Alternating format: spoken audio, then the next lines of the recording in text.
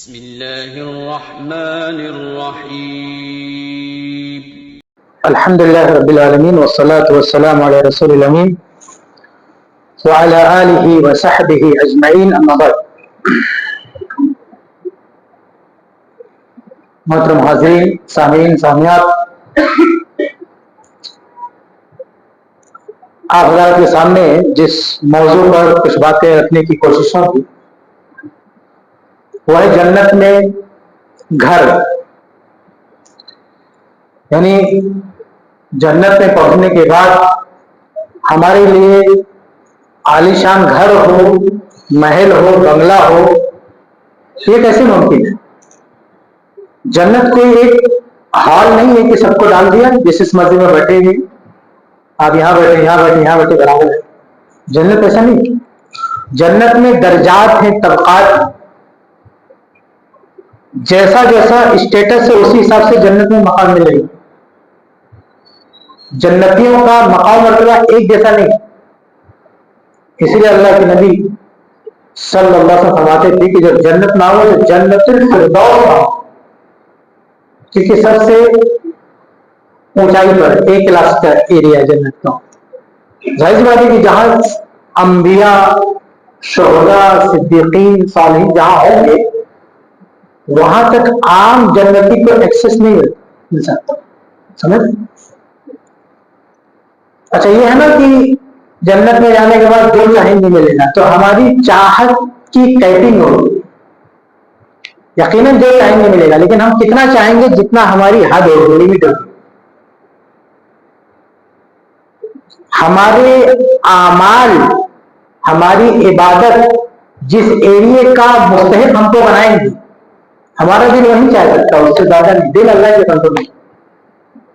یہ نہ سوچیں کہ جنت میں انٹری مارتے ہی جہاں مرضی جہاں پہنچ جائیں گے، نہیں. ایک لمیٹڈ جگہ آپ کی رہے گی، ہماری رہے گی. ہمارے اعمال طے کریں گے کہ کہاں ہے. اس لیے ہماری کوشش یہ ہونی چاہیے کہ جنت صرف جنت نہ ملے بلکہ جنت میں بھی بڑی سی بڑی جگہ ملے. دنیا میں کیسے کمپٹیشن کرتے ہیں؟ حالانکہ دنیا میں کتنا رہنا ہے، 60 سال کی زندگی ہے، بچپنا ایسے گزر جاتا ہے اور جوانی بھی دوڑ دوڑ کر گزر جاتی ہے. بڑھاپے میں بڑے سے بڑا محل بن کے تیار ہوتا ہے تو مرنے کا ٹائم آ جاتا ہے. جب تک ہمارا بنگلہ بن کے ریڈی ہوتا جب تک جانے کا ٹائم آ جاتا ہے. لیکن آپ سوچیں کہ کتنے کم مدت کے لیے آدمی سوچتا ہے کہ دنیا میں ہمارے لیے بنگلہ ہو، گاڑی ہو، سب کچھ. تو جہاں کا مطلب ہمیشہ رہنا ہے، جہاں کی لائف کی کوئی اینڈنگ نہیں ہے، کیا وہاں کی لوگ کہ وہاں کی ہم کو جنت کے گھر ملے، جنت میں ہمارا بنگلہ ہو. ہمارے کتنے گھر بنے ہوئے جنت میں، کتنے بنگلے ہیں، اس کی ہم کوئی فکر نہیں کرتے. جہاں ہمیشہ رہنا ہے تو کوشش یہ ہونی چاہیے کہ ہم جنت میں اپنے محلوں کی فکر کریں. ارے بھائی یہاں اگر آپ ایک جھوپڑے میں رہ کے زندگی کاٹنے کوئی مسئلہ نہیں ہے، حویلی بنائے تو بھی جھوپڑے جانا ہے. یہاں اگر نہیں بن پایا تو مسئلہ نہیں، بن پایا تو بھی اچھی بات ہے. ایمان کو بچاتے اگر بنا لے تو غلط نہیں ہے، لیکن ایمان کو برباد کر کے اگر بنانا پڑے تو اس کا کوئی فائدہ نہیں، کیونکہ پھر جنت میں ہمارا لاس ہوگا. اور یہاں اگر ہمارا نہیں بن سکا، جنت میں بن گیا تو ہمارے لیے گھاٹے کا ہم فائدے میں، کیونکہ دنیا ختم ہونے والی، اس میں کچھ رکنے والا نہیں ہے. یہ دنیا ایک دن فنا ہونے والی، یہاں کچھ چیز باقی نہیں رکھنے والا. اس لیے جو اہل ایمان ہیں آپ ان کی تاریخ پڑھیں گے تو انہوں نے کبھی دنیا سے دل نہیں لگایا. ان کی فکر یہی تھی، شوق یہی تھا کہ اللہ تعالیٰ جنت میں ہم کو گھر دے گا. صحابہ میں ایک صحابی ابو ہریرہ رضی اللہ تعالیٰ عنہ، وہ اپنا کاروبار تجارت چھوڑ کے اللہ کے نبی کے دروازے پہ موجود رہتے تھے. کیوں؟ تاکہ اللہ کے نبی کی حدیثیں ہم کو سننے کو ملے، دین سیکھنے کو ملے. وہ اس طرح سے دنیا سے کٹے ہوئے تھے کہ بھوک کے شکار ہو جاتے اور غیرت کی کسی سے کھانا بھی نہیں مانگتے. کہتے میں مزے نوی جیسے بھوک کے مارے بھوک کی طرف سے گر پڑتا، لوگ اسے ٹھوکر مارتے، پاگل ہو گیا چاہیے، لیکن وہ بھوک کی وجہ سے میری وہ حالت ہوتی تھی. کبھی کبھی کہتے ہیں ایسا موقع جاتا بھوکا رہتا تو جو مالدار صحابہ تھے، پیسے والے تھے، ان کو بولا کہ وہ قرآن میں جو کھانا کھلانے والی آیت ہے نا وہ پڑھ کے بولتا کہ ذرا اس کا مطلب بتا دو. مجھے اس کا مطلب ان سے بہتر آتا تھا، لیکن اس لیے سوال کرتا تھا کہ تاکہ ان کو میرا چہرہ دیکھ کے طرح سے کھانا کھلا دے، لیکن مطلب اللہ کے نکل جاتے. یہ ساری مصیبتیں اب ہو پر کیوں آئی؟ دین سیکھنے کی وجہ سے، علم حاصل کرنے سے. ورنہ وہ بھی تجارت کر سکتے تھے، وہ بھی کھیتوں میں جا سکتے تھے. انہوں نے بنگلہ نہیں بنایا دنیا میں، محل نہیں بنایا، لیکن جنت کے محل کا خواب انہوں نے دیکھا. مسلم احمد کی روایت ایک مرتبہ اللہ نے پوچھا یا رسول اللہ اخبرنی عن بناء الجنت، اخبرنی عن الجنت ما بناؤ. اے اللہ تعالیٰ، اے اللہ کے نبی ہمیں جنت کے محلوں اور جنت کے گھر کے بارے میں بتا دے.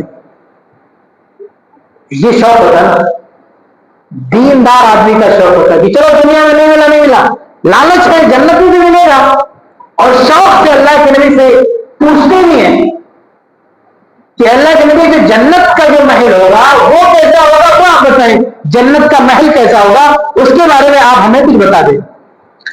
چنانچہ اللہ کے نبی صلی اللہ علیہ وسلم بتاتے ہیں کہ جنت کا محل تو ایسا ہوگا کہ لبنۃ من ذہب اور لبنۃ من فضۃ.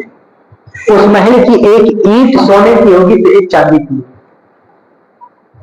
سونے چاندی کی اینٹوں سے بنا ہوا وہ محل ہوگا، اس کے جو گارے ہوں گے اس میں بھی خوشبو ہوگی جس سے وہ مل کے بنے گا. اور سب سے بڑی بات کیا ہے جنت کے محل کی؟ دنیا میں آدمی بنگلہ بناتا ہے، جب بن کے تیار ہوتا ہے تو اس کے جانے کا ٹائم آ جاتا ہے.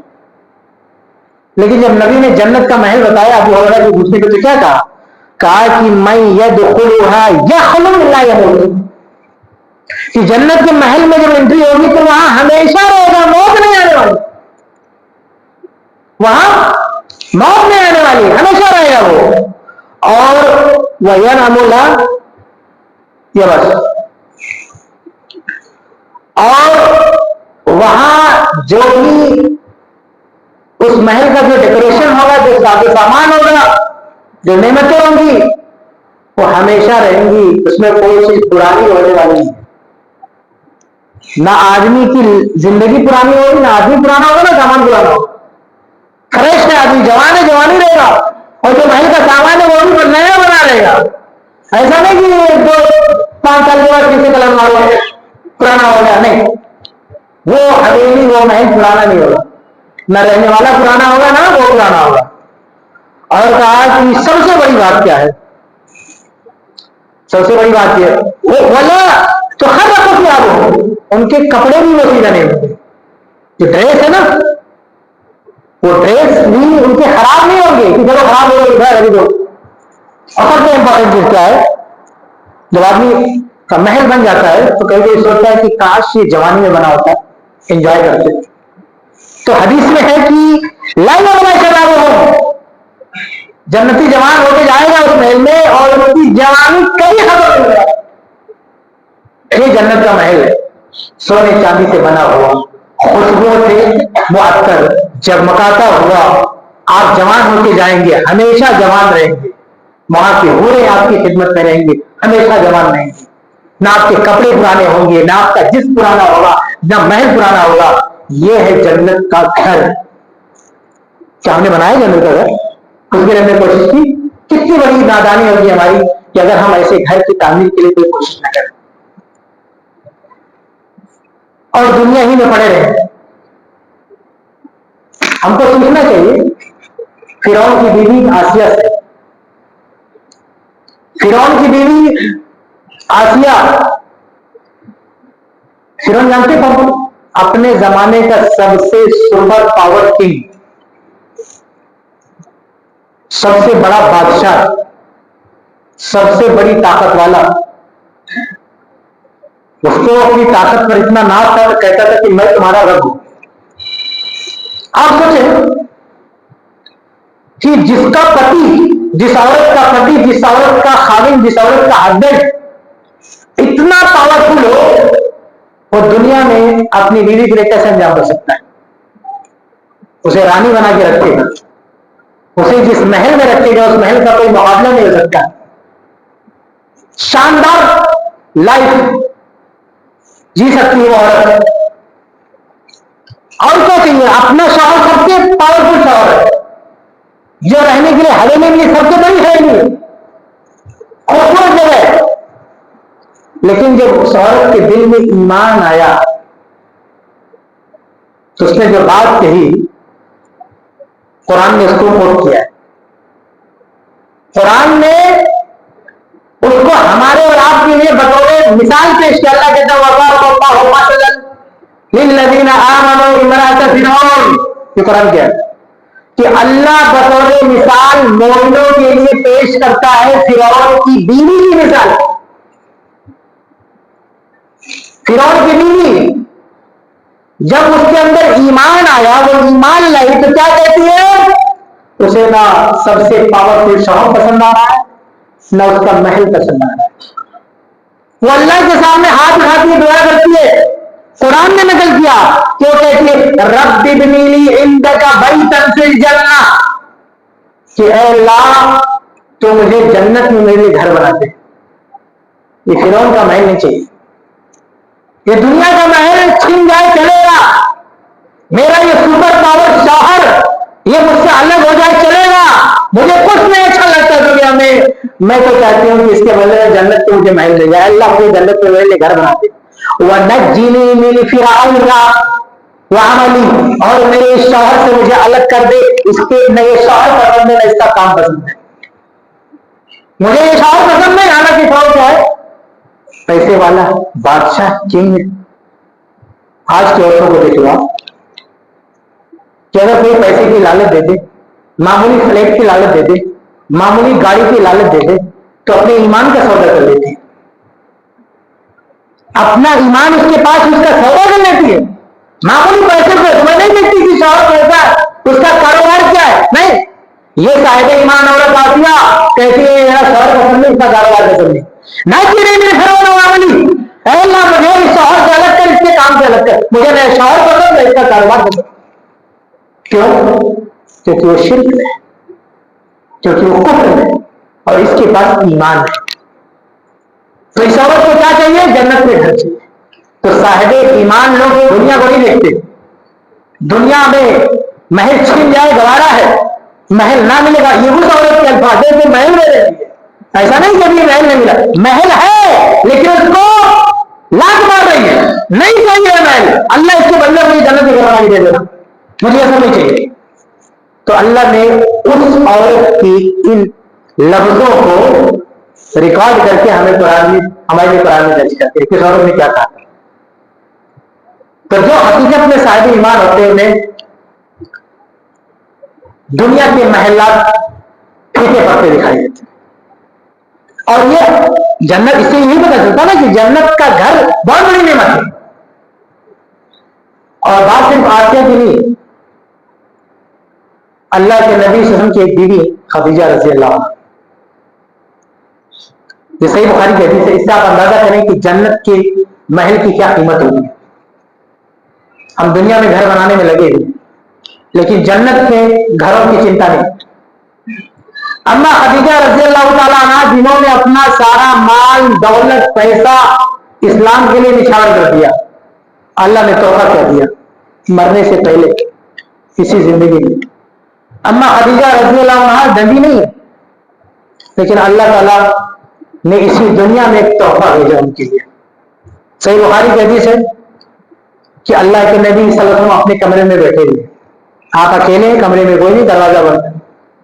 جبریل السلام کمرے میں آتے ہیں اور کہتے ہیں یا رسول اللہ, اللہ کے رسول, هذه خدیجہ قد اتت ومعها ادام معها اناء فيه ادام الطعام.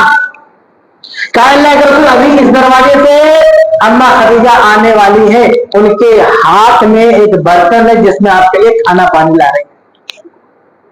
آپ دیکھیے یہ اس وقت کی مالدار عورت ہمارے نبی صلی اللہ علیہ وسلم کی خدمت کر دی, لا کے کھانا پانی دی. اور جبریل ابھی وہ راستے میں, اما خدیجہ کھانا پانی لا رہی, اس سے پہلے جبریل لا کے کیا بول رہے کہ اما خدیجہ آ رہی ہیں آپ کے لیے کھانا پانی لے کر.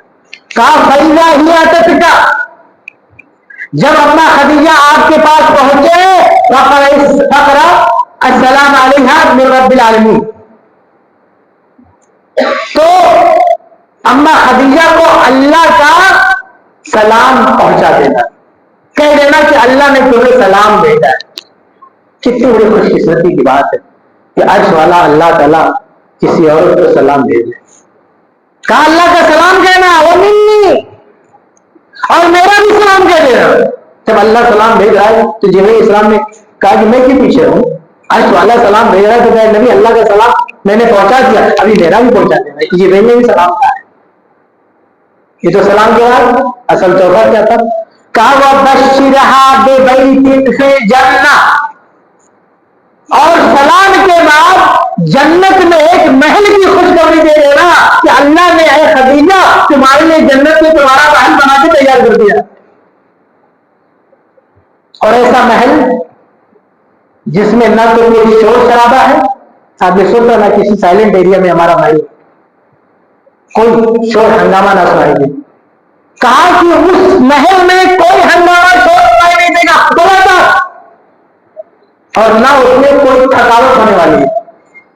آپ نے سوچا کہ ہم محل میں جائیں، اپنے گھر میں جائیں تو کسی قسم کی کوئی تھکاوٹ نہ ہو، کوئی ٹینشن نہ ہو. تو نہ اما خدیجہ کو ایسے محل کی بشارت دے دو جس محل میں آنے کے بعد نہ تو تھکاوٹ ہوگی نہ شور ہنگامہ سنائی دے گا. اس سے پتہ کیا چلا کہ جنت کی ایک بہت بڑی نعمت جنت کا گھر ہے. اور اللہ تعالیٰ نے اما عائشہ رضی اللہ عنہا کو ان کی قربانی کو سے انہوں نے جو اپنا اپنے مال و دولت سے دنیا میں اپنے لیے محل نہیں بنایا، اسلام کے لیے لگا دیا. اللہ نے بدلے میں جنت میں محل بنا دیا اما خدیجہ رضی اللہ عنہا کے لیے. یہ کتنی بڑی بات ہے. تو اللہ والے جو دنیا کھو دیتے ہیں اللہ تعالیٰ جنت میں ان کو محل بنا کے دیتا ہے. ایک مرتبہ صحیح مسلم کی حدیث ہے کہ عمر بن الخطاب رضی اللہ تعالیٰ عنہ اللہ کے نبی کے پاس آئے. اللہ کے نبی صلی اللہ علیہ وسلم اسے چٹائی پہ لیٹے ہوئے تھے جو کھجور کے پتوں سے بنی ہوئی چٹائی تھی، اور جس کے اوپر کپڑا نہیں تھا. تو زمانے میں کپڑے پہنتے ہوتے تھے لوگ، ایک ہی کپڑے پہنتے تھے، تو نیچے کپڑا پہنا ہوا تھا اللہ کے نبی، اوپر کا حصہ کھلا ہوا تھا، اسے چٹائی پہ گھر میں لیٹے ہوئے تھے. عمر بن الخطاب رضی اللہ تعالیٰ نے اجازت مانگی اور اجازت دے دی. خاص آدمی تھے، ان کو اندر تک آنے دو. وہ نہیں اسی حالت میں لیٹے ہوئے، اسی حالت میں تو آنے دو. اہم آدمی تھے، دوست ساتھی تھے، چلتا ہے ان کے سامنے، لیٹے ہوئے آنے دو، اس حالت میں آنے دو. اندر گھستے تو اللہ کے نبی اٹھ کے بیٹھ جاتے، چٹائی پہ لیٹے ہوئے اٹھ کے بیٹھ جاتے. بیٹھتے تو وہ خالد نے کیا دیکھا کہ اللہ کے نبی کے یہاں جسم پہ چٹائی کے جو پتے تھے اس کے نشانات دکھائی دے رہے ہیں. آج کوئی بھی ایسے پتوں والی چٹائی پہ سو جائے گھنٹہ پھر اٹھے گا تو نشانات لگے رہیں گے. جب یہ دیکھا عمر بن الخطاب رضی اللہ تعالیٰ عنہ نے تو اللہ رسول آپ کی یہ حالت ہوگا، انت رسول اللہ، کیا حال ہے کسرا و کسرا پھر بیمار ہو رہا؟ یہ کہتے ہیں کسرا کے بادشاہ نہروں میں باغات میں عائش کر رہے ہیں، وہ انت رسول اللہ، اور آپ اللہ کے رسول ہیں، اس روئے زمین کے سب سے بہترین انسان آپ ہیں، اور آپ کی یہ حالت ہے. کیوں اللہ رسول یہ آپ کی حالت کیوں جبکہ آپ سب سے افضل ہے، اور یہ کافر بادشاہ یہ باغات میں اپنے گاڑی میں عائش کر رہے ہیں، ایسا کیوں؟ تو اللہ کے نبی صلی اللہ علیہ وسلم نے جواب دیا، کہا عمر کیا تم یہ نہیں چاہتے کہ ان لوگوں کو یہ سب کچھ اسی دنیا میں ملے اور ہمیں اس سے بھی بہتر جنت میں ملے؟ کہا کیوں نہیں اللہ کے رسول. اور یقیناً ایک وقت آتا ہے کہ اللہ تعالیٰ عمر رضی اللہ تعالیٰ عنہ کے لیے بھی جنت کے محل کی بشارت اللہ تعالیٰ ان کے لیے بھی بھیجتا ہے.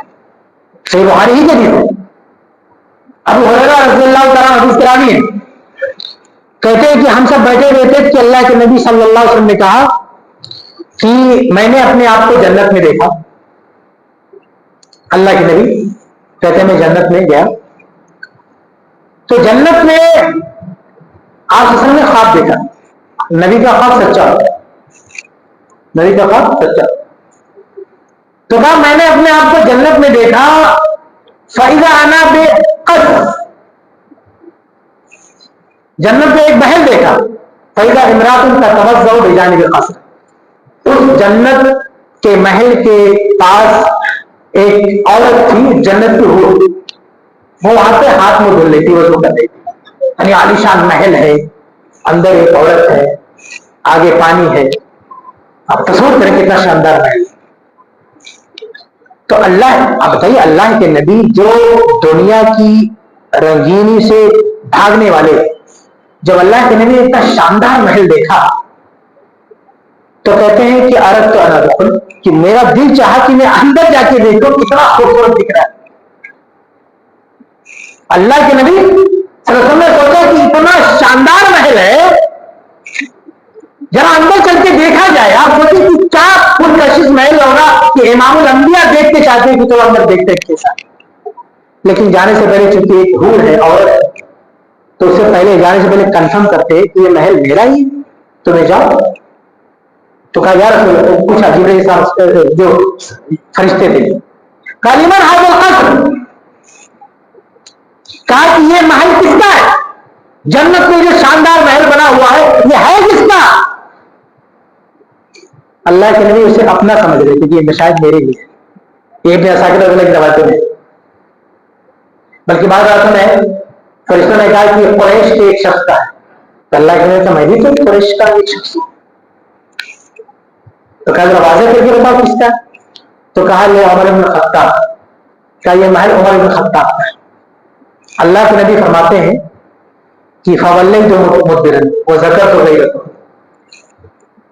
کہا کہ جب میں نے یہ سنا کہ عمر فاروق کا گھر ہے تو میں اندر جانے سے رک گیا. مجھے عمر فاروق کی غیرت یاد آ گئی کہ عورتوں کے تعلق سے کتنے غیور. یہ اندر جو عورت ہے وہ ہے، یہ عمر فاروق کی امانت ہے، جب یہ ان کی ہے تو میں کیوں کروں. کہتے عمر فاروق کی غیرت مجھے یاد آ گئی کہ اللہ کا بندہ اتنا غیور ہے، اس کے گھر میں کیسے قدم رکھوں. میں فوراً پلٹ آیا. جب نبی یہ سنا رہے تھے تو عمر فاروق سامنے بیٹھے، وہ رو پڑے. صحیح بخاری کے الفاظ ہے فبکا عمر، یہ سن کر عمر فاروق رو پڑے اور کہا علیہ یا رسول اللہ، اللہ کے رسول، کیا آپ کے حوالے سے مجھے کوئی غیرت آ سکتی ہے؟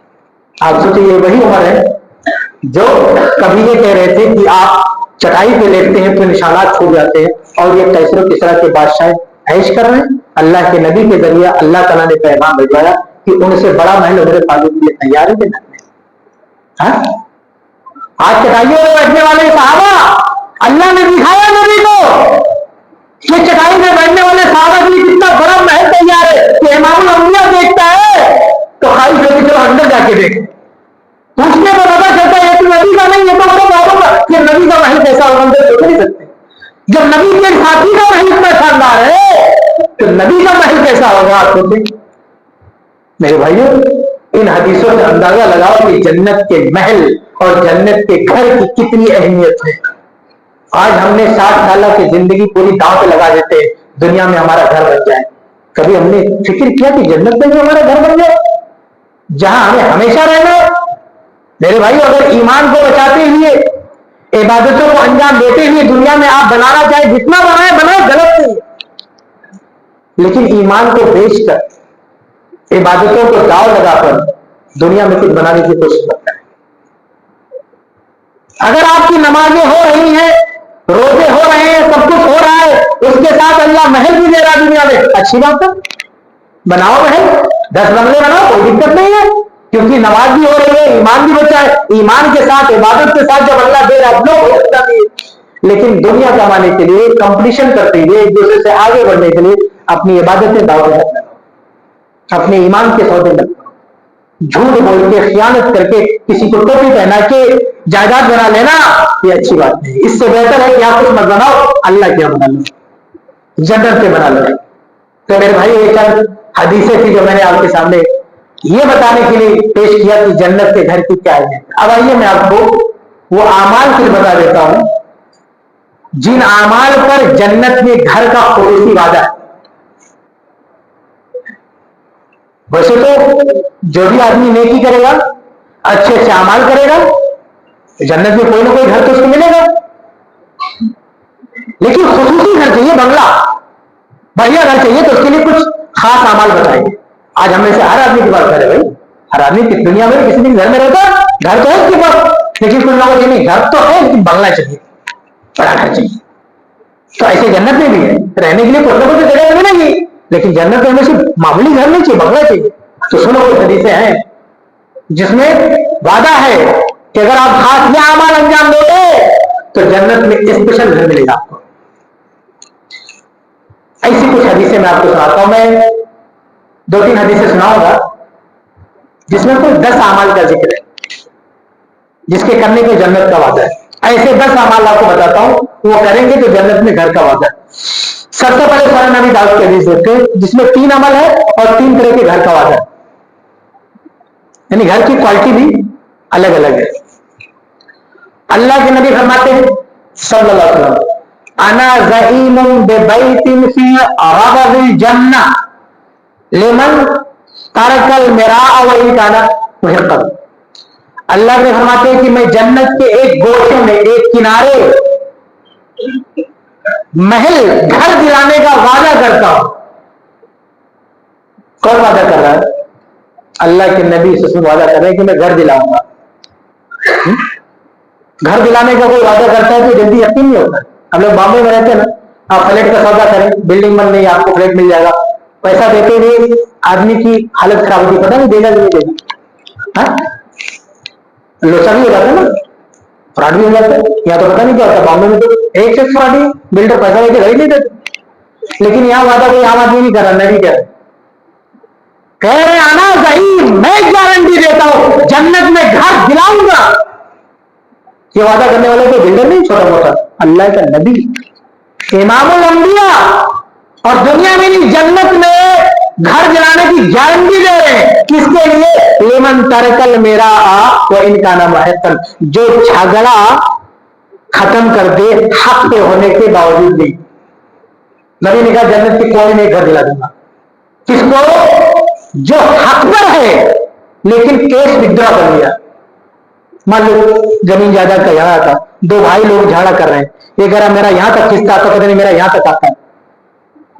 تو جو واقعی جس کا حصہ دور تک جاتا ہے وہ کیا بولے, لے بھیا تو لے, میرا چھوٹا یہ چل جائے گا, جھگڑا تو ختم ہو.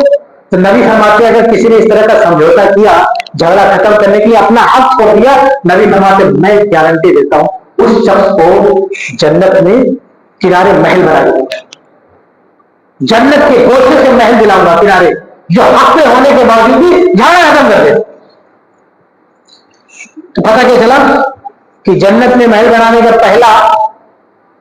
پہلا عمل کیا ہے کہ آپ حق پر ہوتے ہوئے بھی جھگڑا ختم کر دو. لیکن آج دنیا میں گھر کے لیے سارے جھگڑے ہو رہے, زمین جائیداد کے لیے جھگڑا ہونے کے لیے تیار نہیں ہے.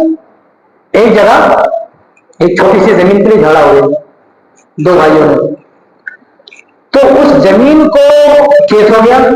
تو اس زمین کو اپنانے کے لیے دونوں پارٹی میں مقدمے میں کورٹ کچہری میں جتنا خرچہ کیا, اگر دونوں الگ جگہ کہیں جاتے اس پیسے زمین لیتے تو وہ جیسی 10 زمین دونوں لیتے, دونوں اس جیسی 10 زمین الگ جگہ 10 گنا نہیں لیتے. لیکن ضد دیکھو, انا دیکھو, ہر درمی دیکھو, کہ چھوٹی سی زمین ہتھیارے کے لیے اس کی کئی گنا قیمت انہوں نے برباد کر دیا.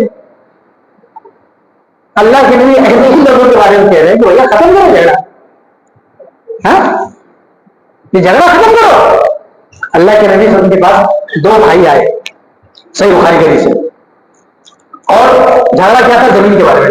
محسن احمد نے کہ مواری سا بینہما, وراثت کی کوئی بفنسی زمین تھی. وہ بھائی کہتا تھا میرا یہاں تک بنتا, بولے میرا یہاں تک بنتا.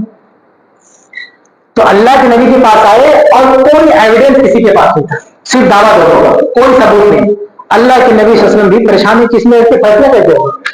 تو اللہ کے نبی وارننگ دیتے, کہتے انکم تختصمون الیہ, تم لوگ اپنے جھگڑے میرے پاس لاتے ہو, ولعل بعضکم ان یکون الحن بعض بحجتی, اور ہو سکتا ہے کہ تم میں سے کوئی اپنے بھائی سے زیادہ چر زبان ہو, یعنی بات کرنے کا طریقہ ان کو بہتر معلوم ہو. چر زبان جو ہوتا نا وہ غلط کو بھی صحیح ثابت کر لیتا ہے. اللہ کے رسول کی حدیث ان من البیان لسحرا, بعض بیان میں جادو ہوتا ہے. آدمی بات کر کے آپ کو وزن نکال لے گا, ایسا ڈھنگ ہوتا ہے اس کو بات کرنے کا. اگر بات کرنے کا ڈھنگ نہ ہو تو کوئی فراڈ کا دھوکے کا شکار نہ ہو, جو فراڈی ہوتے نا دھوکے باز, تو باتوں میں آپ کو ایسا اتار لیں گے کہ ہم کو سمجھ نہیں آئے گا کہ یہ کبھی دھوکہ دے سکتا ہے, ایسی بات کرنے والوں سے. تو اللہ کے نبی نے کہا کہ ہو سکتا ہے تم دونوں میں سے کوئی بات کرنے میں اتنا تیز ہو کہ اس کی باتوں جو اس کا نہیں ہے میں اسے دلا دوں. فمن قضیت له بحق اخیہ شیئا، اگر مجھ سے ایسا ہو گیا کہ میں کسی کی بات میں آ کے دوسرے کا حق اس کو دے دیا، تو یاد رکھنا کہ میں یہ حق نہیں دے رہا ہوں، میں اسے آگ کا ٹکڑا دے رہا ہوں، فلا یہ تو لینا مت. یہ مت سوچنا کہ امام الانبیاء نے دیا ہے تو لے لو. ابھی تمہیں کنفیوز ہو سکتا ہو، لیکن تمہیں تو پتا ہوگا کہ تمہارا نہیں ہے، تو میرے فیصلہ کرنے کے باوجود یہ مت لینا. اگر لے لیے تو یہ مت سوچنا اللہ کیا تمہارے لیے وہ آگ بنے گا. تو جب اللہ کے رسول نے ڈرایا تو دونوں کیا کہنے لگے؟ کہ اللہ کے نبی یہ سب اس کا ہے. وہ بولا نہیں یہ سب اس کا ہے. تھوڑی دیر بعد کہے ایسے کہ یہ میرا ہے. جب نبی نے ڈرایا کہ یہ آگ بننے والا ہے تمہارے لیے تو دونوں بھاگنے لگے کہ اللہ کی مجھے نیچے سب اس کو دے دو. وہ کرے نہیں سب اس کو دے دو. تو اللہ کے نبی صلی اللہ علیہ وسلم نے کہا اگر ایسی بات ہو تو ایسا کرو اس ہوا تقسیما، ایسا کرو اس جائیداد کے برابر برابر دو ٹکڑے کر دو. دو ٹکڑے کرنے سے جھگڑا ختم نہیں ہوتا. دو ٹکڑے کرنے سے نیا جھگڑا کھڑا ہوتا ہے کہ اس طرف کا میں لوں گا یا اس طرف کا میں لوں گا. تو اللہ کے نبی نے کہا دو ٹکڑے کرو، تم مت نہیں میں اپنی دو بھی ڈال دو، قرآن اندازی کر لو. دو ٹکڑا کرنے کے بعد قرآن اندازی کرو کس کی قسمت میں کیا آتا ہے. اس طرح سے جھگڑا ختم کر دو. تو اللہ کے نبی نے سمجھا ہو جائے کہ ان دونوں کو گھر بھیجا جو جھگڑا کرنے آئے تھے زمین کے معاملے میں. تو اللہ کے نبی نے یہ حدیث میں کیا کہا کہ جو حق پہ ہونے کے باوجود بھی جھگڑا ختم کرے، کیس وڈرا کر لے، تو اللہ کے نبی کہتے ہیں میں گارنٹی دیتا ہوں کہ میں جنت کے ایک کنارے اس پہ ایک محل بنا دلاؤں گا. حدیث میں آگے ہے وَأَنَا زَعِيمٌ بِبَيْتٍ فِي وَسَطِ الْجَنَّةِ، اور کہا کہ میں جنت کے بالکل بیچوں بیچ محل دلاؤں گا. یعنی کنارے والے سے بھی اچھا محل، جنت کے بالکل بیچ میں محل دلاؤں گا. کس کو لیے؟ لمن ترک الکذب وان کان ماضیا، جو جھوٹ بولنا چھوڑ دے چاہے مذاق ہی کر رہا ہو. دیکھ کتنا چھوٹا مطالبہ ہے نا. نبی کہہ رہے صرف کچھ کرنا نہیں ہے، چھوڑنا ہے. کوئی حل نہیں چلانا ہے، کوئی لوڈ نہیں اٹھانا ہے. نبی کہہ رہے بس اتنا کوئی کر دے کہ آج سے ایسا نہیں کہ پیدا ہونے سے جھوٹ نہ بولا، بس آج عہد کر لے، آج عہد کر لے کہ اب آج کی تاریخ سے میں جھوٹ نہیں بولوں گا. اللہ کے نبی کے دن میں گارنٹی دیتا ہوں جنت کے بیچ میں سے ایک محل دلاؤں گا. اللہ کے نبی خود سچائی کے دعوت دینے والے اور جھوٹوں کے بیچ میں اللہ کے نبی نے سچائی کا ایسا ریکارڈ قائم کیا کہ وہ زمانے جاہلیت والے آپ کو بولتے تھے الصادق، نام تھا محمد، بولتے تھے صادق یعنی سچا. یعنی عجیب بات بن گئی تھی کہ جھوٹوں میں سچ بولنے والا کون ہے تو ان کا نام ہی رکھ دیا سچا. اللہ ہمارے نبی کا ان لوگوں نے نام بدل دیا، نام تھا محمد، نام پکارتے تھے صادق اور امین امانت دار. نام تھا محمد نہ کہتے تھے سچ، یعنی سچ بولنے والا آ گیا. کہیں بیٹھے رہتے تھے محمد صلی اللہ علیہ وسلم آتے یہ سچا آدمی آ رہا ہے. آپ سوچیں کیسا ریکارڈ قائم کیا سچ بولنے کا کہ لوگوں نے ٹائٹل ہی دے دیا سچا. جب مکہ میں صحابہ کو ستایا گیا تو بعض صحابہ ہجرت کر کے ایک بادشاہ کے پاس چلے گئے. تو مکہ کے لوگ تھے وہاں پہ اور بادشاہ کو اکسانے لگے کہ یہ لوگ ایسے ویسے.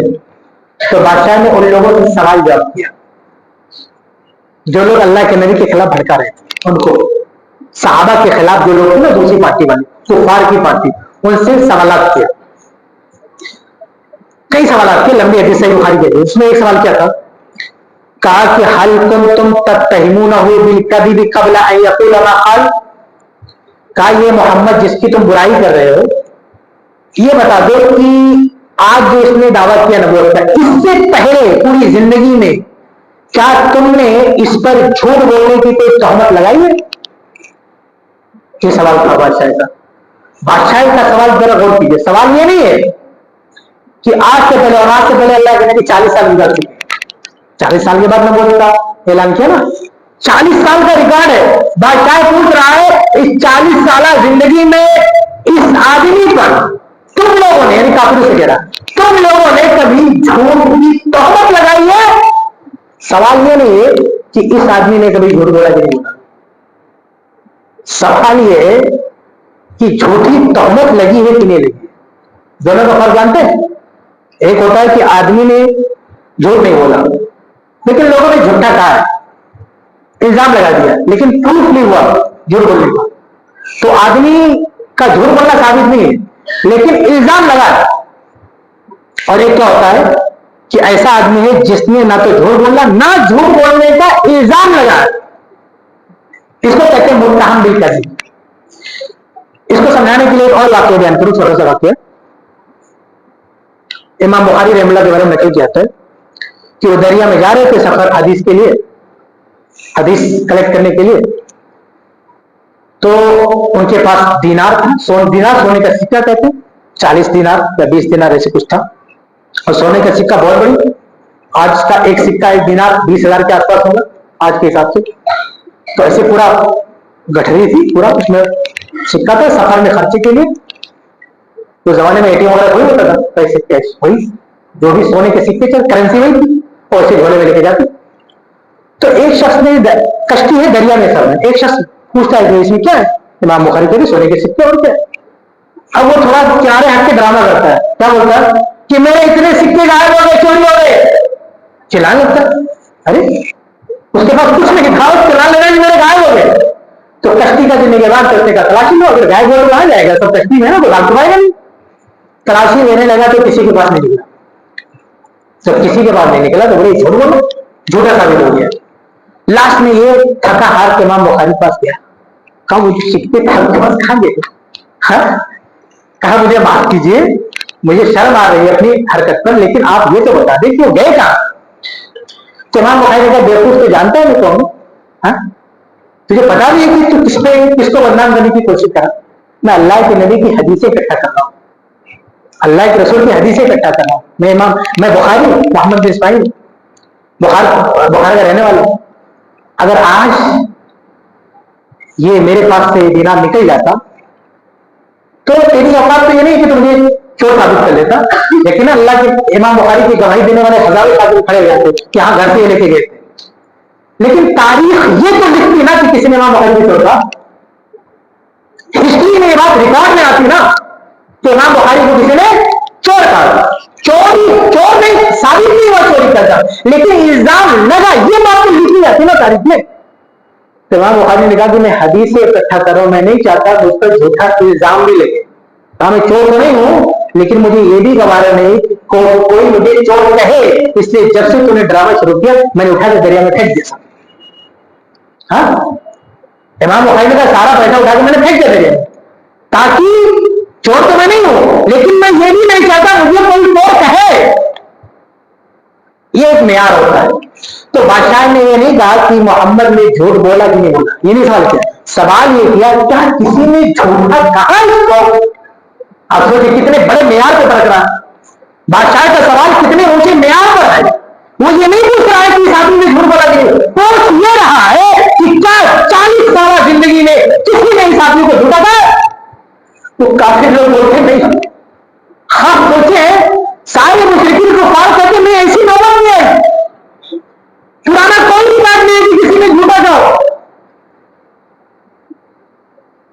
وہ نبی جس نے سچائی کا ایسا معیار قائم کیا, وہ نبی کہہ رہا ہے کہ میں جنت کے بیچ میں محل بنا کے دلاؤں گا, محل دلاؤں گا اس کو لمن ترک الکذبا, جو جھوٹ بولنا چھوڑ دے. آپ سوچو جس نبی نے سچائی کا اتنا بڑا ریکارڈ قائم کیا ہے, اگر کوئی امتی ویسا ریکارڈ قائم کرے, سچ بولے, تو اللہ کے نبی وعدہ کرتے ہیں میں جنت کے بیچ میں محل دلاؤں گا. پتہ چلا کہ جنت میں محل پانے والا دوسرا جو عمل ہے وہ یہ کہ آدمی سچ بولنا شروع کر دے, جھوٹ بولنا کر دے. آگے بڑھتے آگے حدیث میں ہے کہ وَأَنَا زَعِيمٌ بِبَيْتٍ فِي أَعْلَى الْجَنَّةِ, کہا کہ میں جنت کے بالکل اونچائی پر ایک محل دلاؤں گا. ان دونوں گھر سے بھی اونچا ہے, اس سے بھی بڑا, سب سے اونچائی پر ایک محل دلاؤں گا. لمن حسن خلقه, جو اپنے اخلاق اچھے کر لے, جو اپنے اخلاق اچھے کر لے. اللہ کے رسول کے کمالات میں سے ایک کمال یہ تھا کہ آپ کے اخلاق بہت اچھے تھے, خود قرآن نے کہا انک لعلی خلق عظیم، اے نبی آپ بہت عظیم اخلاق والے، بہت بڑے اخلاق والے۔ آپ وسلم کے عظیم اخلاق کی ایک چھوٹی سی مثال پیش کرتا ہوں، اس سے آپ اندازہ کریں کہ اخلاق کتنے بڑے تھے۔ کیا آپ نے پوری زندگی میں کسی ایسے آدمی کے بارے میں سنا کہ جو بھی اس سے ملے یہ سمجھے کہ اس آدمی کا سب سے چہیتا میں ہی ہوں؟ ایسا کوئی آدمی دنیا میں آپ کو نہیں ملے گا کہ اس سے کوئی بھی جائے ملاقات کرنے تو ملاقات کے بعد یہ فیل کرے کہ اس آدمی کا سب سے بڑا چہیتا، سب سے بڑا محبوب میں ہی ہوں، یہ آدمی میرا فین ہے، اس کی نظر میں سب سے بڑا مقام میرا ہی ہے۔ امام ترمذی نے شمائل میں ایک روایت نقل کی ہے کہ عبداللہ بن عمرو بن عاص کی روایت کہتے ہیں کہ کان نبی صلی اللہ علیہ وسلم یقبلو بھی وجہی و حدیثی اشر القوم، کہ قوم کا سب سے بدترین آدمی اگر آ جاتا نبی کے پاس تو اللہ کے نبی اس سے بھی پیار سے بات کرتے تھے، اس کی طرف چہرہ کر کے توجہ کر کے بڑے پیار سے بات کرتے تھے، کتنا ہی برا آدمی تھا لیکن ہمارے نبی اخلاق کے ساتھ، سب کے ساتھ اخلاق کے ساتھ پیش آتے۔ تو ایک مرتبہ یہ صحابی آتے ہیں تو کہتے ہیں کہ اللہ کے نبی نے مجھے اتنے پیار سے مجھ سے بات کیا حتی ظننت انی خیر القوم، کہ مجھے ایسا لگا کہ میں تمام صحابہ میں سب سے بہتر ہوں، کبھی تو اتنی عزت مل رہی ہے۔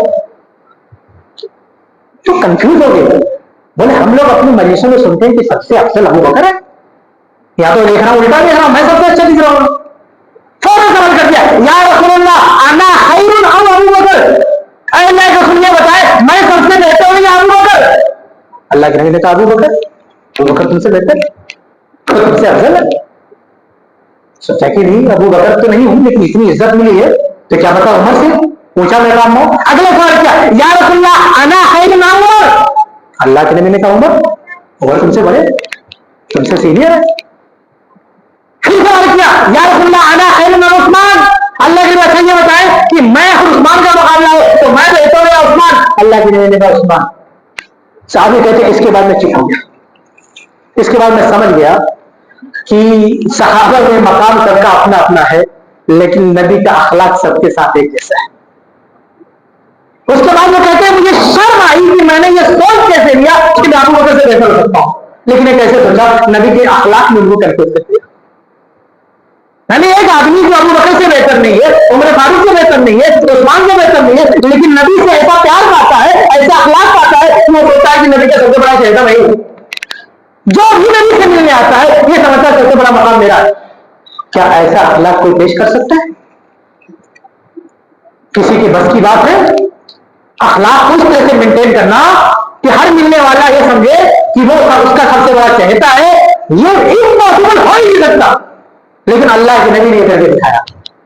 جس نبی نے اخلاق کا اتنا بڑا معیار پیش کیا وہ نبی کہتا ہے انا زعیم ببیت فی اعلی الجنہ، میں جنت میں سب سے اونچی جگہ پہ محل دلاؤں گا لمن حسن خلقہ، جو اپنے اخلاق بہتر کرنے، جو اپنے اخلاق اچھے کرنے۔ نبی جو کہہ رہے ہیں نا وہ کہنے سے پہلے کر کے دکھایا اللہ کے نبی۔ نبی جب کہتے ہیں سچ بولو گھر دلاؤں گا تو نبی نے کیسے سچ بولا ہے حیران رہ جائیں گے آپ۔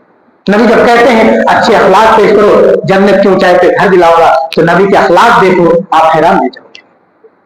پتا چلا کہ تیسرا عمل جو جنت میں گھر دلانا کا ضامن ہے وہ ہے اچھے اخلاق سے پیش آنا، لوگوں سے خوشی سے ملنا۔ آج ہماری حیث کی بھی کمی ہے، کچھ لوگ ایسے ہیں کہ وہ اسے سلام کرو ایسا منہ بنتا ہے کہ آدمی سوچتا ہے میں کیوں سلام کر لے اس سے، راستے میں کوئی مل گیا دکان یہ تو اس کا ایسا منہ بناتا ہے کہ آدمی پچھتاتا ہے کہیں اس کو بلا لیا۔ یہ مسلمان کا طریقہ نہیں ہے۔ اللہ کے نبی نے کہا تبسم ہوگا فی وجہ اخی کا صدقہ، کہ اپنے بھائی سے مسکرا کے ملنا یہ سب ہے۔ مسلمان کا اخلاق ایسا ہونا چاہیے اپنے بھائی سے مسکرا کے ملو۔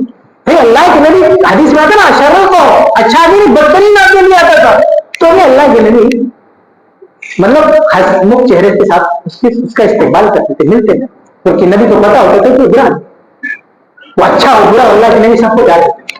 تو ہمیں اگر کوئی لگتا بھی ہے کہ آدمی برا ہے ہوگا اپنی جگہ پہ، لیکن ہمیں ملنے آیا ہمیں سلام کرا تو کم سے کم پیار سے سلام کرو، ملو اس سے۔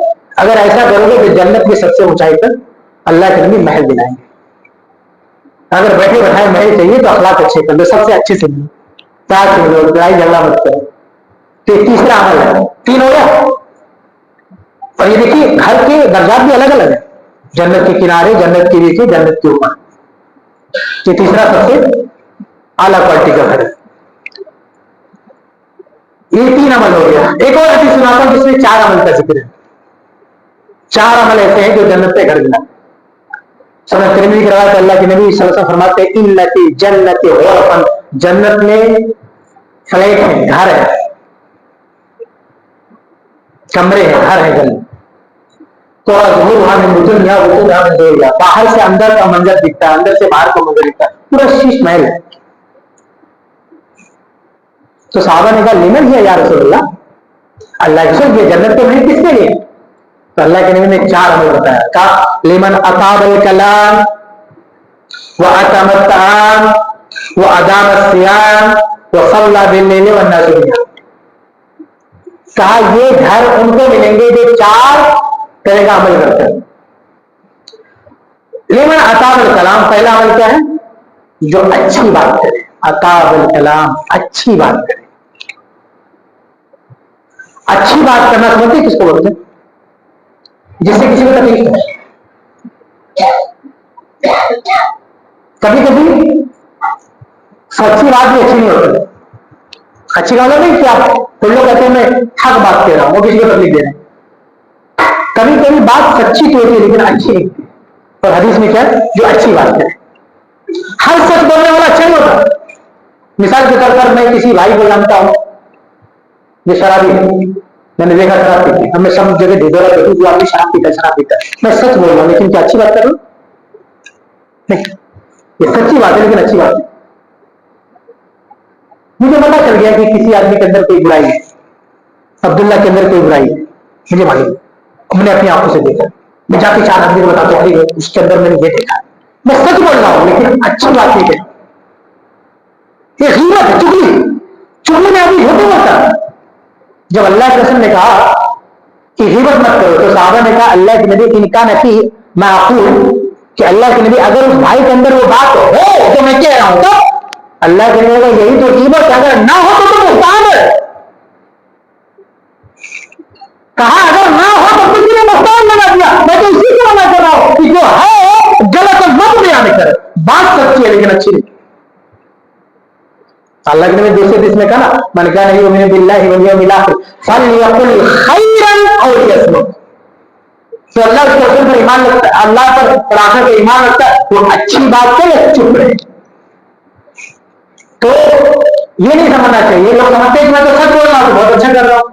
نہیں, ہر سچی بات اچھی نہیں ہوتی. اچھی بات کرو جو کسی کو تکلیف نہ پہنچائے. کبھی کبھی جھوٹی بات بھی اچھی ہوتی ہے, خبر ہے, جھوٹی بات بری ہوتی ہے لیکن کبھی بھی جھوٹی بات بھی اچھی. 2 آدمی لڑ رہے ہیں, ان کو ملانے کے لیے آپ کی جھوٹی بات بھی کہتی, اچھی بات ہے. عبداللہ عبد الرحمان آپس میں لڑ رہے ہیں.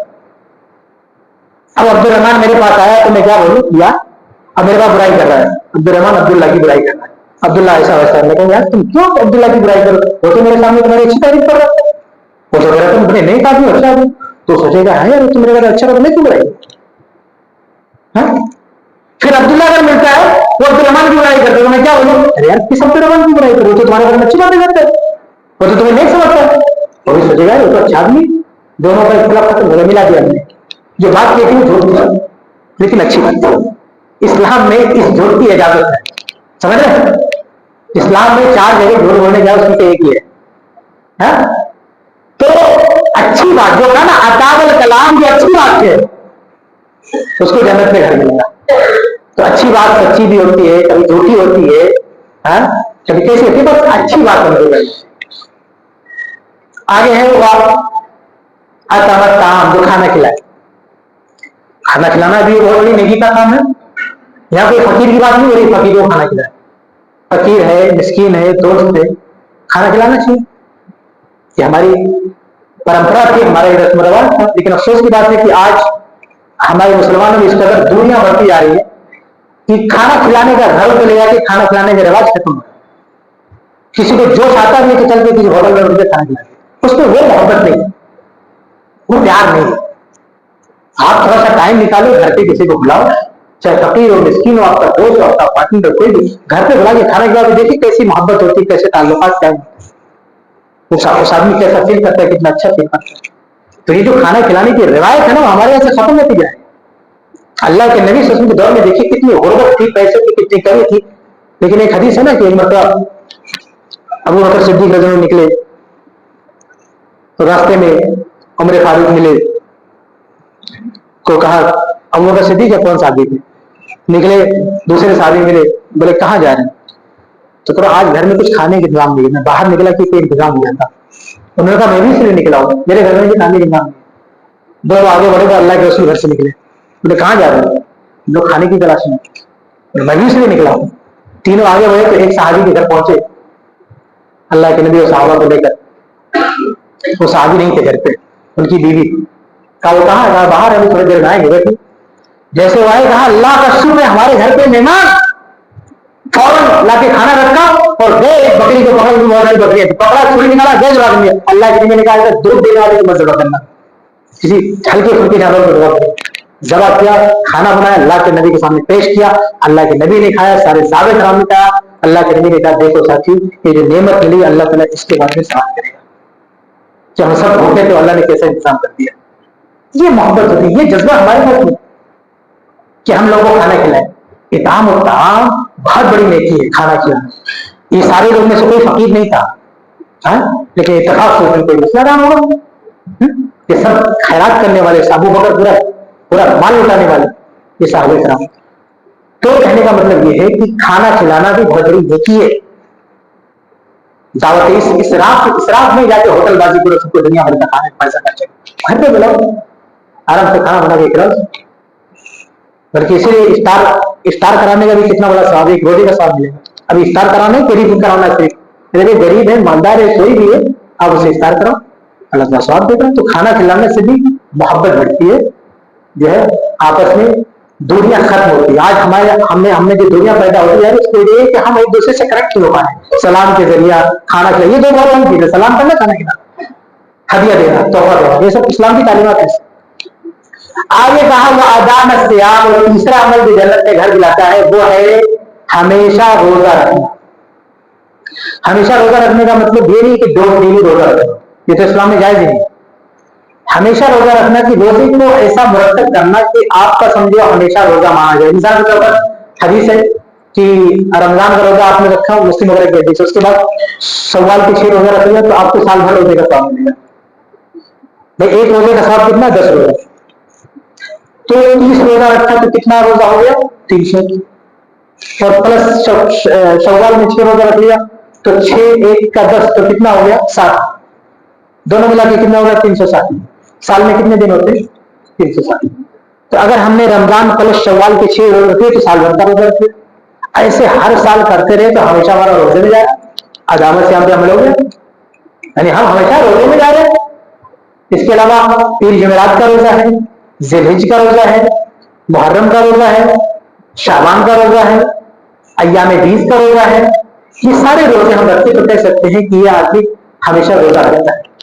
तो हमेशा रोजे की कोई आदत डाल लेना तो उसके लिए भी जन्नत में घर है, जो हमेशा रोजे की आदत डाले।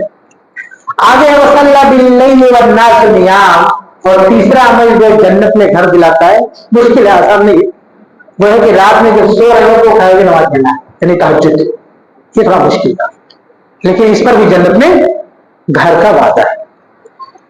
ये कुल कितने हो गए, 4 3 7, 7 अमाल हो गए जिनके करने पर जन्नत में घर का वादा है। 7, 3 और बताऊंगा आपको। आगे बढ़ते हैं, ये 7 हो गया। 8वां है नमाज के आगे पीछे की जो सुन्नतें हैं, सुनन रवातिब जो कहते हैं, उसकी पाबंदी करना, उसमें भी जन्नत में घर का वादा मुस्लिम वगैरह के रिवायत है कि अगर कोई दिन में ये जो फर्ज नमाजें हैं, जैसे फजर से पहले 2 रकत, जोहर से पहले भी आगे पीछे सुन्नत है, इशा के बाद 2 रकत है, मगरिब के बाद 2 रकत है, पहले भी पढ़ सकते हैं वो नफिल है, लेकिन सुनन रवातिब जो ये अगर कोई, ये भी आसान काम नहीं, बड़ा काम, ये भी अगर कोई पाबंदी से पड़ता तो इस पर भी जन्नत में घर का वादा मुस्लिम वगैरह। ये 8 हो गया। आगे बढ़ते हैं 9 मेरे ख्याल से आप सब जानते हैं, सबके जबान पे रहता है, बार बार ऐलान होता है, चंदा होता है कि अल्लाह के लिए मस्जिद बनाओ, अल्लाह के लिए घर बना के देंगे, है ना। सही बुखारी की रिवायत है ना, उस्मान बिन अफ़्फ़ान को हदीस के रावी, वो कहते हैं वो चंदा बहुत देते थे मस्जिद बनाने में। उस्मान बिन अफ़्फ़ान बहुत पैसा देते थे। मस्जिद नबी बन रही थी तो उन्होंने पैसा दिया। मस्जिद नबी जब मुसलमान की आबादी साहब कराम की ताकत बढ़ी तो मस्जिद नबी छोटी पड़ गई, तो अल्लाह के नबी ने कहा इसको तौसी करना, बढ़ाना। तो उसके लिए जब पैसे की बात हुई तो उस्मान बिन अफ़्फ़ान वहां भी आगे खड़े हो गए, कितना पैसा लगता है काम देते। तो कुछ लोग छह में गुड़िया करने लगे कि यार ये आदमी हमेशा आगे बढ़ जाता है पैसा ले पैसा मस्जिद बनाने में। तो उस्मान बिन अफ़्फ़ान ने सुना तो क्या कहा मैंने, कहा कि अब अक्सर तुम्हारे लोगों तुम बहुत बोल चुके, सुनो मैं क्यों मस्जिद बनाने में सबसे आगे रहने की कोशिश करता हूँ। तो इन सनी तो रसूलुल्लाह, क्योंकि मैंने अल्लाह के नबी को कहते हुए सुना है, सही कहा मैंने अल्लाह के नबी को कहते हुए सुना है कि मन बना लिल्लाहि मस्जिदन यब्तगी बिही वजह अल्लाह बनल्लाहु लहू मिस्लहु फिल जन्नह, कि जो अल्लाह ताला के लिए घर बनाएगा, यानी मस्जिद बनाएगा, तो अल्लाह ताला जन्नत में उसी जैसा घर बना के उसको देगा। उसी जैसा घर का मतलब क्या है, ये भी कुछ लोग समझ नहीं पाते।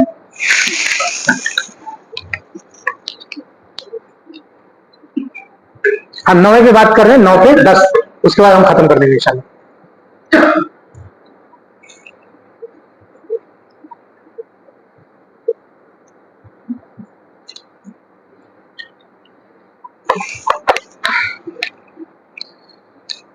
ये हदीस में आता ना कि जो अल्लाह का घर बनाएगा उसी जैसा घर अल्लाह ताला जन्नत में बना दे। क्या इसका ये मतलब है कि जो स्पेस है, जो स्क्वायर फीट है, जितनी बड़ी मस्जिद बना उतना बड़ा घर जन्नत में देगा, ये मतलब नहीं। मतलब वो इखलास, जिस जज्बे से, चाहे उसने एक ईंट रखा हो, चाहे उसने 10 रुपया दिया, तो ये मस्जिद बन रही है, जमीन खरीद रही, किसी ने सिर्फ 10 रुपया उठा के दिया, अगर वो 10 रुपया देने में उसका इखलास है, इखलास जिस दर्जे का है उस दर्जे का घर बना के अल्लाह ताला देगा। चाहे पूरी मस्जिद बना रहा है, चाहे उसमें शिरकत कर रहा है, असल जो पैमाना होता है अल्लाह के यहाँ, ये वो इखलास है, वो दिल की नीयत है। इसका अंदाजा करना हो तो सही बुखारी की हदीस से आप अंदाजा करें कि एक औरत जो फाहिशा औरत थी, जानिया औरत थी, ज़िना करने वाली, तो एक रास्ते से गुजर रही थी, तो क्या देखा, वो हदीस के अल्फा बुखारी का लफ्ज़ है ओखरा लिमरातिल मुमिसा, एक बदकार औरत को अल्लाह ने बख्श दिया। क्यों? वो रास्ते से जा रही थी, देखा कि एक कुत्ता प्यासा है और कुएं के पास तड़प रहा है, पानी तक नहीं पहुंच रहा है, तो उसने अपने कपड़ों से पानी को कुएं से निकाल के इसको पिला दिया। तो इस बात पर अल्लाह ताला ने उसके सारे गुनाह, ज़िनाकारी के अगले पिछले सारे गुनाह माफ, उसने तौबा भी नहीं किया, उसने ये भी नहीं कहा कि आज के बाद से बदकारी नहीं करूंगी, अल्लाह ने एडवांस में पिछला अगला से माफ, सब माफ कर दिया उस एक अमल से। कितना छोटा अमल है। अभी हम लोग कुत्ते पकड़ पकड़ के पानी पिलाए तो हमको जन्म मिल जाएगी, है जन्म मिल जाएगी नहीं, क्या फर्क है, हम लोग औरत में क्या फर्क है, नियत है, फर्क है जज्बे का। उस औरत ने जिस दर्द के साथ और जिस लेवल का तरस आया उसको, अल्लाह वो देख रहा, अल्लाह दिलों की धड़कने जानता है, हम किस पर कितना रहम खा रहे हैं अल्लाह जानता है, रहम हमारा किस डिग्री का है अल्लाह जानता है। 2-4 लोग किसी पर रहम कर रहे हैं, लेकिन कौन रहम कर रहा है किसी पर, अल्लाह जानता है। तो उस औरत का रहम इतना पावरफुल था, इतना जज्बा इतना ज्यादा था रहम का कि अल्लाह को इतना पसंद है। अल्लाह है आप रहमान रहीम, अल्लाह रहमत वाला है, रहम कर, अल्लाह की सिफत। तो अल्लाह किसी बंदे को देखे क्या ये भी रहम कर रहा है, तो जाहिर है रहमान रहम करने वालों की कदर करे। अल्लाह ने हदीस है ना, इरहमु मन फिल अर्ज, जो जमीन है उन पर रहम करो, यरहमुकुम मन फिस समा, अल्लाह आसमान में वो तुम पर रहम करेगा। जमीन वालों पर तुम रहम करो, वो रहमान तुम पर रहम करेगा। उस औरत ने जमीन पर चलने वाले कुत्ते पर रहम किया, अल्लाह ने उस पर रहम कर दिया। तो अल्लाह ने क्या देखा, ऐसा थोड़ी कि सारे फकीरों को लाइन लगा के पानी पिला रही थी, एक कुत्ते का पानी पिला रही थी, छोटा सा अमल कितना अल्लाह के कितना बड़ा हो गया।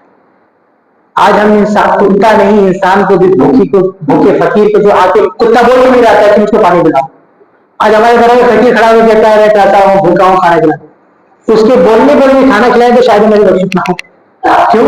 क्योंकि वो हमें जो शौक चला ना सेल्फी का, ये ले झोला दिया सेल्फी खींचा, जाके फेसबुक पर डाल दिया, हाँ जाके फेसबुक पर डाल दिया। क्या औकात है हमारे दान की, हमारे खैरात की क्या औकात है? ये फर्क होता है ना। एक आदमी मस्जिद में पैसा दे दिया, कल का ट्रस्टी बना हुआ, हम जो बोलेंगे जैसा होगा, सबकी मर्जी बनाई गई। कि कौन सा तूने इतने काम किया है कि 2 ईंट लगा के जिंदगी भर सबको बना क्यों करे? इमाम मोहसिन का जीना हराम किया हुआ, तो ये मस्जिद में तुमने पैसा दिया इसलिए ताकि सबको तंग करें, सबको परेशान करें। तो आप देखिए कि उस औरत ने कुत्ते को पानी पिलाया। अच्छा ये मुझे कैसे पता चला कि उस कुत्ते ने को औरत ने पानी पिलाया? आपको कैसे पता चला? उस औरत ने किसी को बताया नहीं? क्या उसने फेसबुक पे डाला था कि मैं पानी पिला रही हूँ? किसे पता था भाई? उस औरत ने घर जाके भी किसी को नहीं बताया। उस औरत ने उतना सीरियस नहीं लिया उस काम को जिसको प्रमोट करे।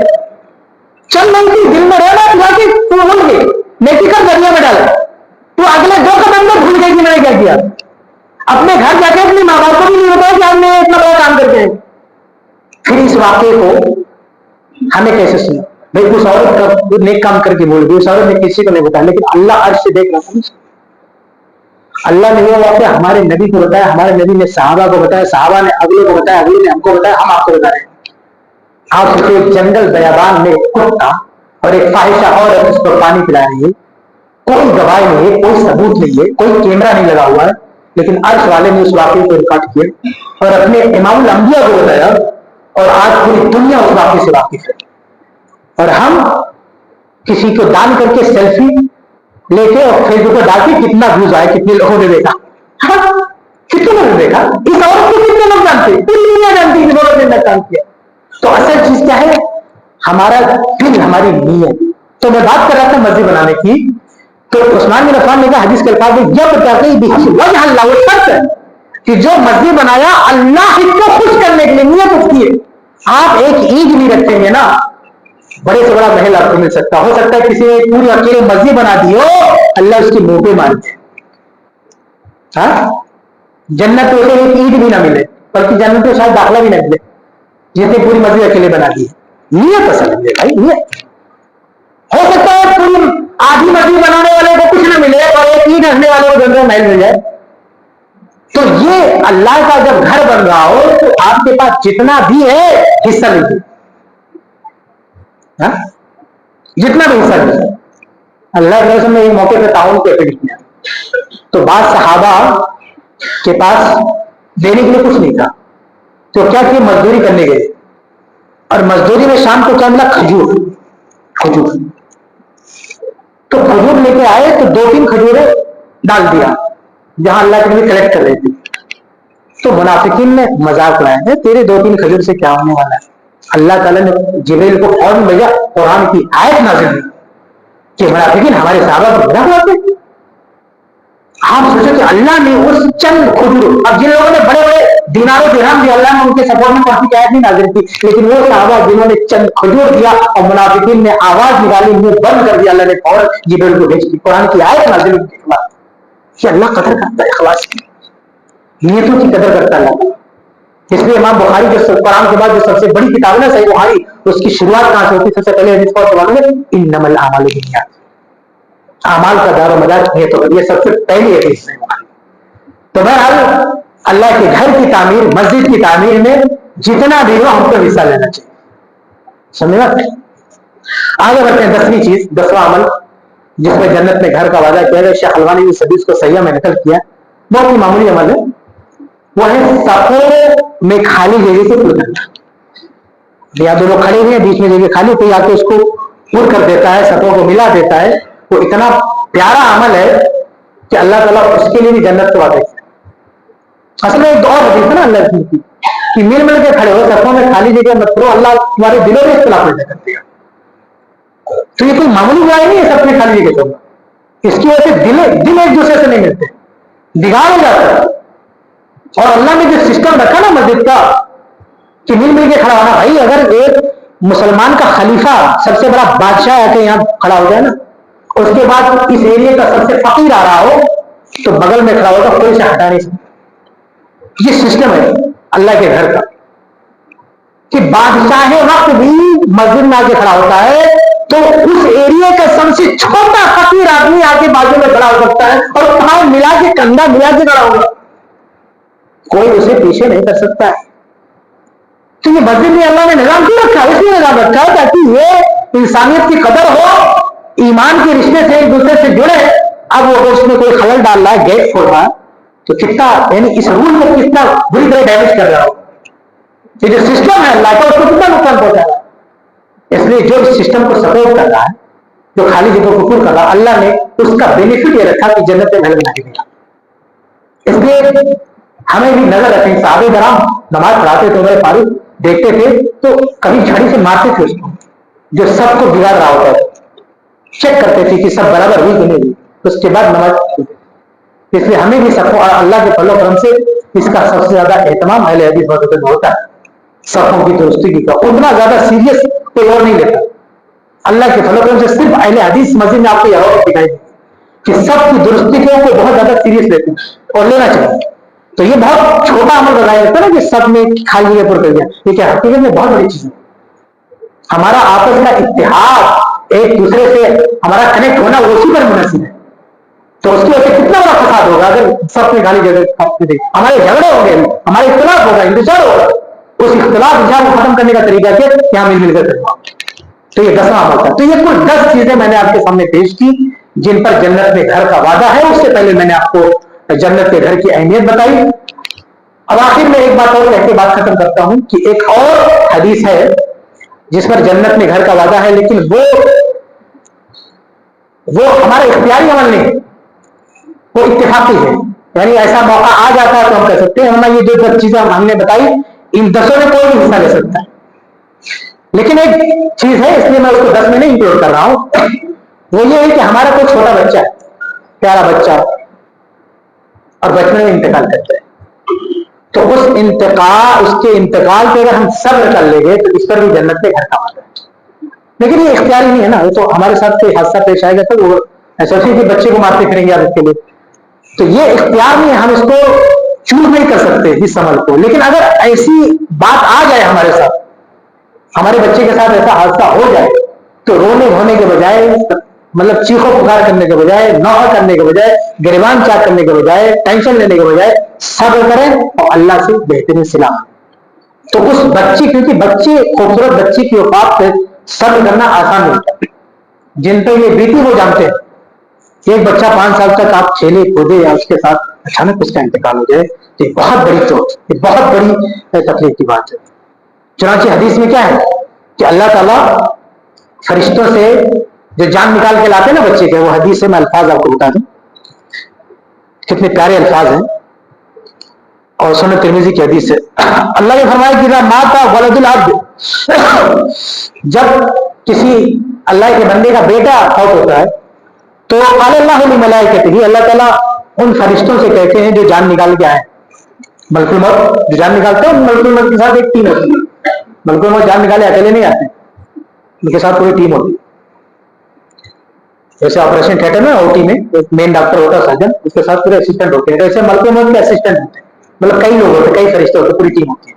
اس لیے حدیث میں کیا قال اللہ للملائکۃ, اللہ ان فرشتوں سے کہے گا, وہ جو ٹیم جان نکالنے گئی تھی, اللہ کہے گا قبضتم ولد عبدی, کہ تم لوگوں نے میرے بندے کے بیٹے کو موت دی. ہاں, فیقولون نعم, کہے گا کہ ہاں ہم نے اس کی جان نکال لی, آپ کا حکم تھا جان نکال لی. فیقول, اللہ کہے گا کہ قبضتم ثمرۃ فؤادہ, تم لوگوں نے میرے بندے کے دل کے ٹکڑے کو نکال کے لائے. یہ کوئی چھوٹی بات نہیں ہے. اللہ کہتا ہے جس کو اٹھا کے لائے ہو تو میرے بندے کے جگر کا ٹکڑا تھا. فیقولون نعم, فرشتے کہیں گے ہاں یقیناً, یقیناً اس کے لیے بہت ہی تکلیف کی بات ہے.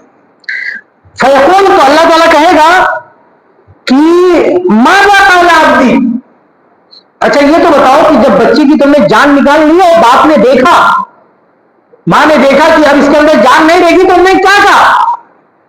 उस मोह पर उनका रिएक्शन क्या था? फयक़ूलून, फरिश्ते कहते हैं हमीदका वस्तरजा, उन लोगों ने, माँ बाप ने आपकी हम्द बयान की, इन्ना लिल्लाह पढ़ा।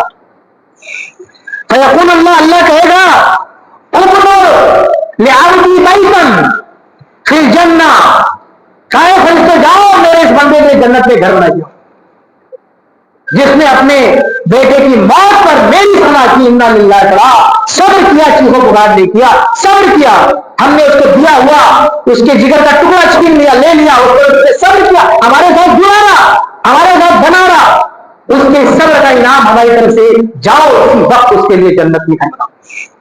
क्या कहा? उन्होंने अपनी बैतन फिल जन्ना, जाओ उसी वक्त उसके लिए जन्नत में बनाओ।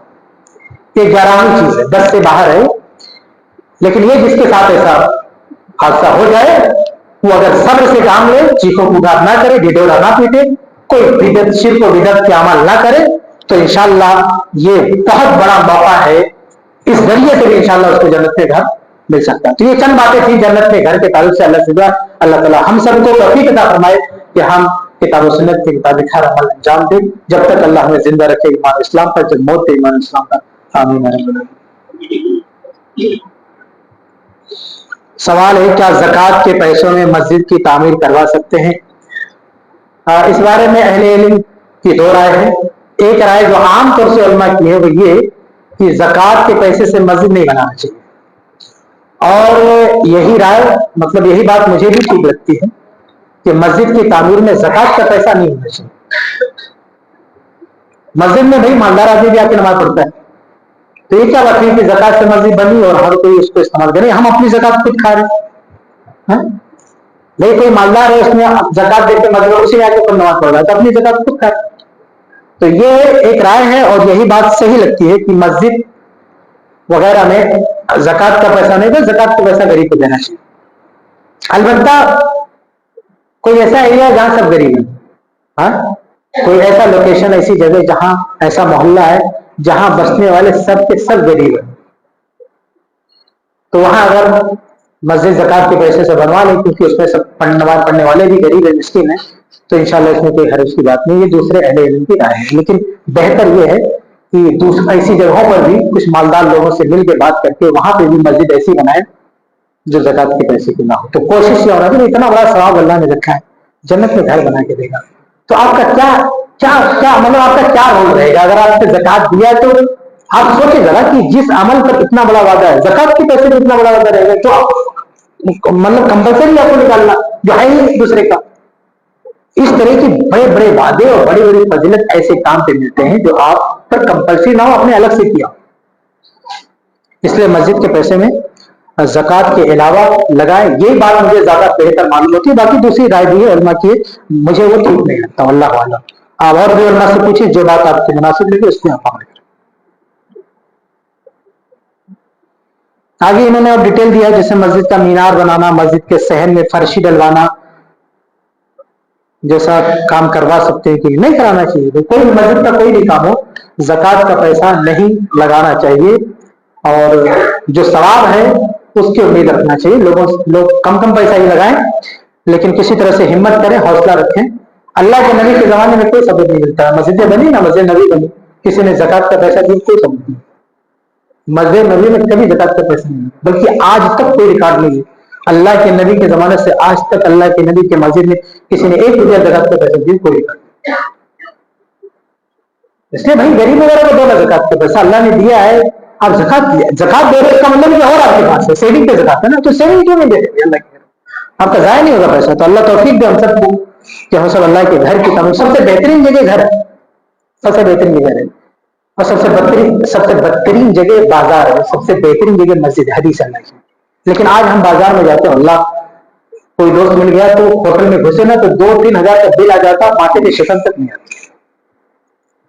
मैं सबकी बात कर रहा हूँ, आप सब अपने आप में सोचो कि आपका कोई फ्रेंड मिल गया, दोस्त मिल गया, कितने खुश दिली से उसको ऑफर करते चलो होटल में, और बिल देना तो लोग झगड़ा करते, मैं दूंगा मैं दूंगा।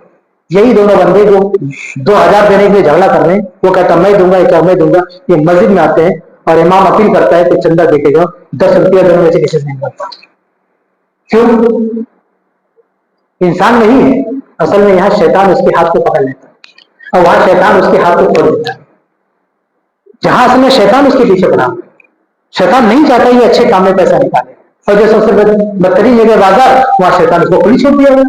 وہاں ہزاروں 2,000 کا بل آتا اور خوشی خوشی ہم گھر پہ آتے, کوئی فرق نہیں پڑتا.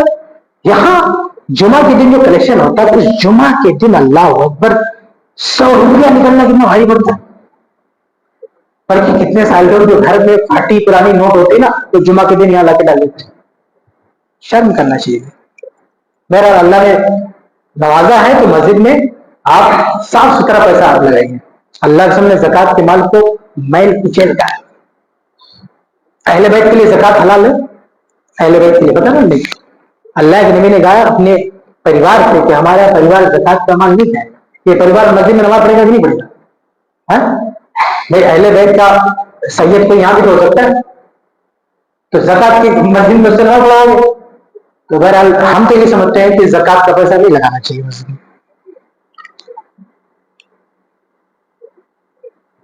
اچھا, یہ آخری لائن ابھی پڑھا, آگے لکھا ہے برائے مہربانی جوابات تھوڑا اونچی آواز میں بولیے.